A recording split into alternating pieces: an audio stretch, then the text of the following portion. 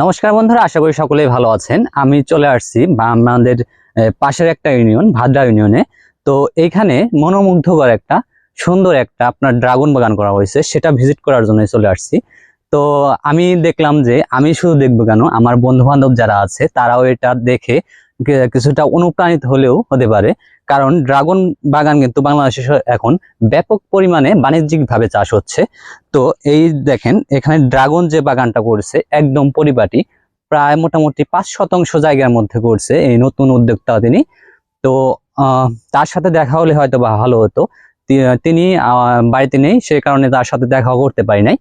তো এই ড্রাগনের যে আপনার যে ফল এগুলা আসছে, এগুলা কিন্তু অতিরিক্ত বৃষ্টিপাতের কারণে কিছু ড্রাগনের ফুল কিন্তু মানে নষ্ট হয়েছে, আবার কিছু মানে ভালো একটা হবে। আমার এইখানে দেখতে পাচ্ছি একটা মানে ড্রাগন পেকে পাখিতে খেয়ে নিয়েছে। তো এটার যে ড্রাগন মূলত আপনার বাজারে যা হরহামেশা যেটা দেখেন অনেক বড় বড় ড্রাগন হয়, সেগুলা কিন্তু আপনার হরমোন ইউজ করে ওগুলা কিন্তু বড় করা হয়। মূলত ড্রাগন আপনার এই 200 থেকে 300 গ্রাম পর্যন্ত মানে সবচাইতে ভালো ড্রাগনটা হয়।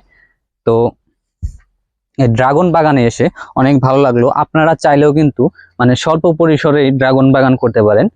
তো এখানে করতে এসে আমি দেখতে এসে যেটা দেখতে পারলাম, মানে এত সুন্দর একটা ফলন হয়েছে। তো প্রথম পর্যায়ে এত সুন্দর একটা ড্রাগন বাগান করা সম্ভব না যদি আপনার অভিজ্ঞতা না থাকে। তো অবশ্যই আপনারা চাইলে বাণিজ্যিকভাবে করতে পারেন। এবার এজন্য আপনাদের উপজেলা কৃষি অফিসার যারা আছে তাদের পরামর্শ নিয়ে আপনারা সুন্দর কিন্তু একটা ড্রাগন বাগান করতে পারেন এবং কি বেকারত্ব থেকে মুক্ত হতে পারেন।